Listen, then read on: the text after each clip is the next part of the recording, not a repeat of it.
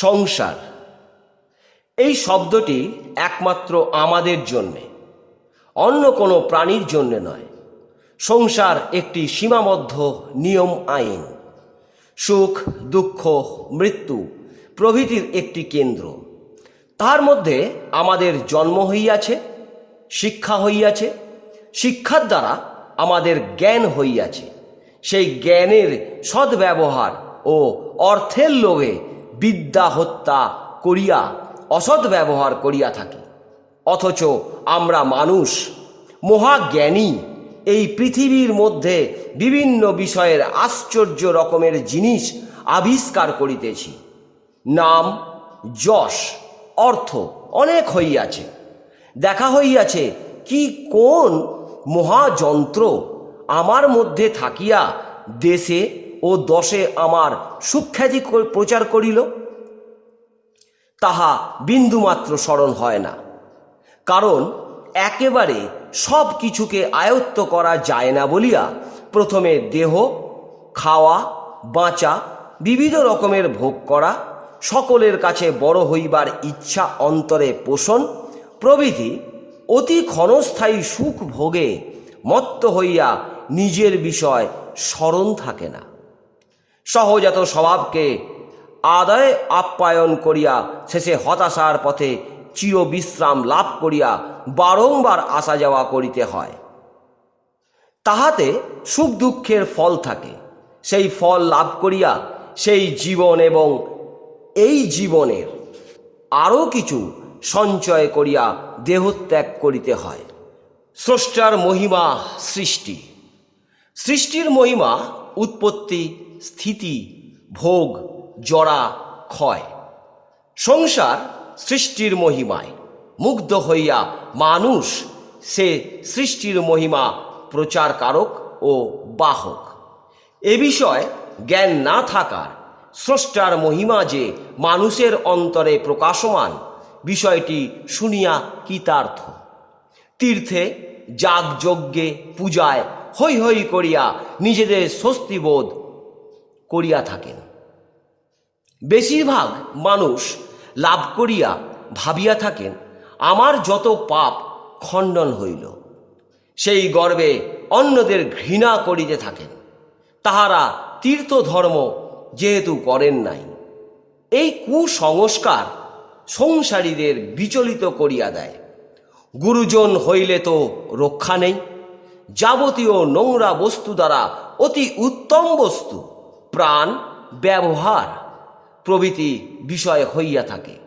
তাহার প্রমাণ সকল সময় জীবের মানুষের বিষ্ঠা, মূত্র এবং অন্যান্য অঙ্গের ময়লা নোংরা থাকিয়া যায়। যদি পরিমিত নোংরাগুলি না থাকে, তাহা হইলে তাহার দেহ দুর্বল হইবেই। প্রাথমিক এই বোধ যদি না সংসারে থাকে, তাহা হইলে বংশে উজ্জ্বল প্রতিভা সম্পন্ন মানুষ ভারতে জন্মাইবে না, পাইবে না প্রাথমিক জীবনের শ্রেষ্ঠ পথ। বর্তমানে পিতা পুত্রের সহিত ঐক্যভাব থাকে না। প্রধানা হন পত্নী। পিতার দুঃখের দীর্ঘশ্বাস নিত্য প্রবাহিত হইতে থাকে। মুহূর্তের জন্য চিন্তা হয় না ভবিষ্যতের বিষয় কি হইবে।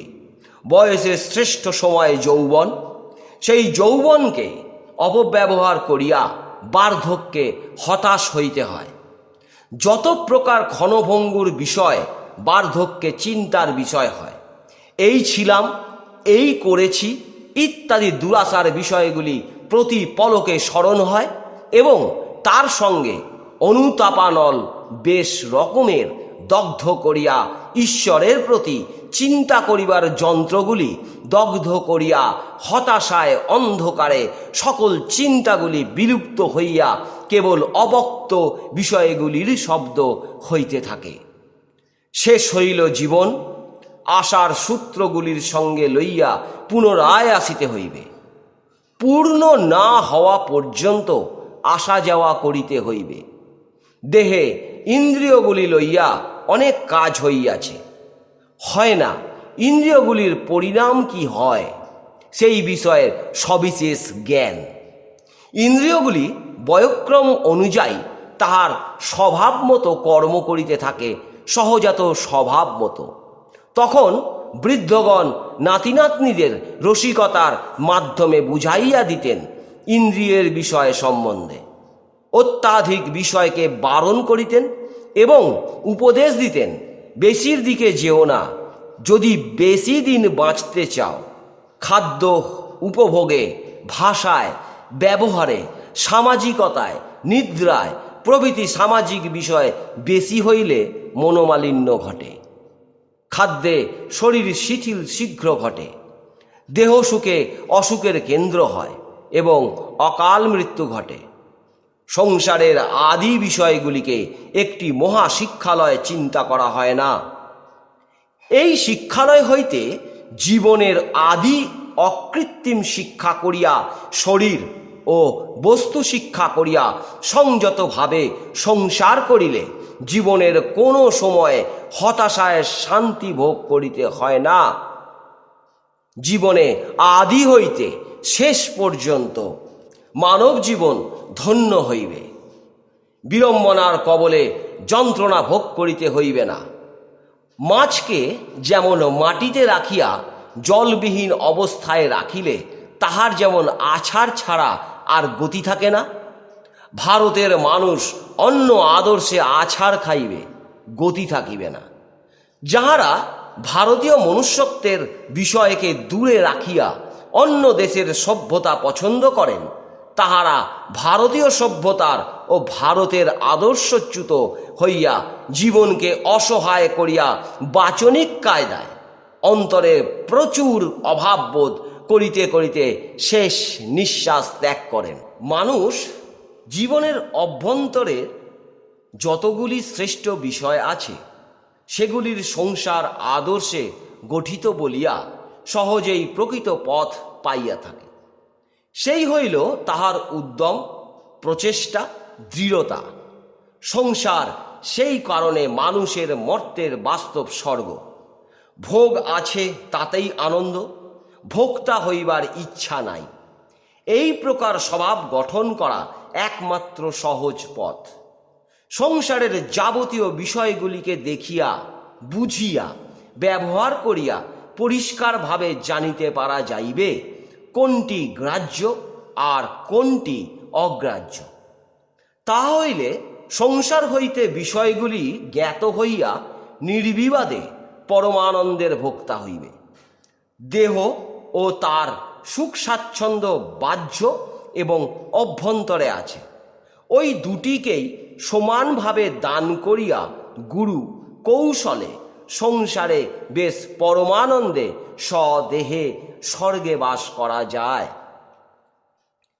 সংসারকে সুষ্ঠুভাবে পরিচালনা করিবার জন্য কৌশলে ভক্ত সাজিয়া ঈশ্বরনিষ্ঠ ব্যক্তিদের কাছ হইতে কারণ শিখিতে ইচ্ছা করে এবং পরম ভক্ত সাজিয়া এক ধরনের সংসারীরা বেড়াইয়া থাকে। যখন তাহাদের ভক্তের রং চটিয়া যায়, অর্থাৎ বিষয় ভোগে ডুবিয়া ভক্তের রং উঠিতে থাকে, তখন তাহারা নিন্দা কুৎসার বক্তা হইয়া যায়। তাহারা সংসারে কোনোদিন সুখী হইতে পারে না। এইভাবে নিজের ভুলে বহু জীবন গ্রহণ করিতে হয়। সংসারীগণ যদি সংসারে কোনো আঘাত পাইয়া ভগবানের প্রতি আসক্ত হইয়া বৈরাগ্যযুক্ত হন, তাহাতেও নিজেকে শান্ত করিতে পারেন না। কারণ ইন্দ্রিয়গত জীবনের সময় যা ঘটিয়াছে, বর্তমান সময় সেই পূর্ব স্মৃতি প্রকট হইয়া চিন্তা শক্তিকে দুর্বল করিয়া দেয়। তখন বিচারের দ্বারা দেহটিকে 3 ভাগ করিয়া এক এক ভাগ বিচার করিলে বৈরাগ্য প্রবল হইয়া হতাশার পথ রুদ্ধ করিয়া আশার আলোক দেখাইয়া থাকে। দেহের অস্থি মাংসগুলি ত্রিবিভক্ত। প্রকৃতিও 3 ভাগে ও গুণে বিভক্ত। পদ 2টি তমগুণ বিশেষ, কোমর হইতে কণ্ঠ পর্যন্ত রজগুণ বিশেষ, আর কণ্ঠ হইতে মস্তিষ্ক সত্ত্বগুণ বিশেষ, এবং সত্যই মস্তিষ্ক হইতে সমস্ত ইন্দ্রিয়াদি সম উত্তম চিন্তা পর্যন্ত সব কিছুর অধীশ্বর। সেই কারণ মস্তিষ্ক নিম্ন অঙ্গ রজ ও তমকে পরিচালনা করিয়া থাকে। তমস্থানের সন্ধিস্থলে রজগুণের প্রথমে যে ইন্দ্রিয়টি আছে, সেই ইন্দ্রিয় হইতে সকলের জন্ম হইয়াছে বলিয়া সেই সঙ্গে যোনিলিঙ্গ সম্বন্ধে জন্মের বিষয় অন্য ইন্দ্রিয়ের অপেক্ষা সর্বাগ্রে হইয়া থাকে। শিশুর প্রসবকালীন তাহার প্রকাশ পায়, সামাজিক সভ্যতার জন্য সংযত হইয়া থাকে পূর্ণ বয়স পর্যন্ত। পরে সেই ইন্দ্রিয়টির দ্বারা ক্ষণসুখ ভোগ করিবার জন্য ব্যস্ত হইয়া থাকে না তখন পিতামাতার লক্ষ্য ছেলের প্রতি। তখন পিতৃমাতৃ শিক্ষাহীন ছেলের দলে মিশিয়া নিজের মনুষ্যত্বের মর্যাদা নষ্ট করিতে পশু স্বভাবে নিচে নামিয়া যায়।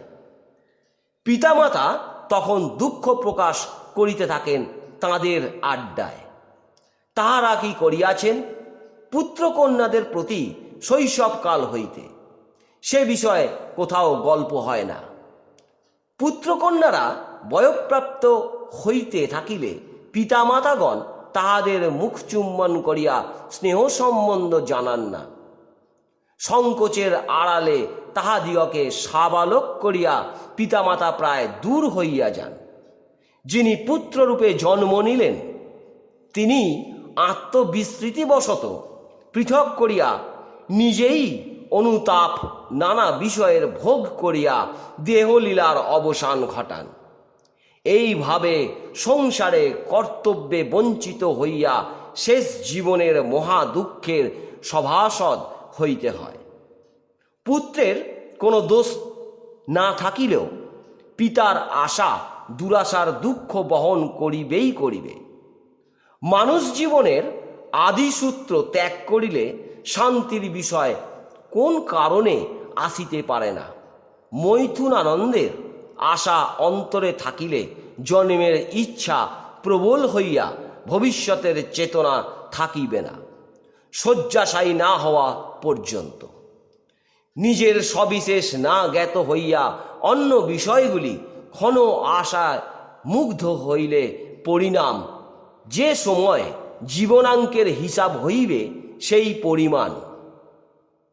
ভারতের মনুষ্য সম্পদ পরিত্যাগ করিয়া অন্য দেশের সম্পদ ভিক্ষা করিয়া দুগ্ধ ও গোময় সংমিশ্রণে জীবন ক্ষুধা নিবারণ করিতে হইতেছে।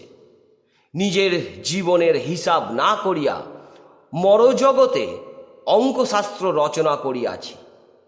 সেই কারণ নিজের শেষাঙ্কে বিরাট ভুল হইবে সন্দেহ থাকিতে পারিবে না। আদি অকৃত্রিম হইলে তার পরিণাম অকৃত্রিম হইবে। আমরা ভারতের দর্শনের ছাত্র, শ্রুতিবাক্যে আমরা পূর্ণ হইতে পারিব না। দর্শন আমাদের জীবনের উদ্দেশ্য এবং পরমানন্দে বিভোর করিয়া স্বর্গ সুখ দান করিবে। তাহাতেই আমরা প্রকৃত দেহ স্বর্গতে বাস করিয়া দেহত্যাগ করিব। ইহাই হইবে ভারতীয় মানুষের পূর্ণ জীবন।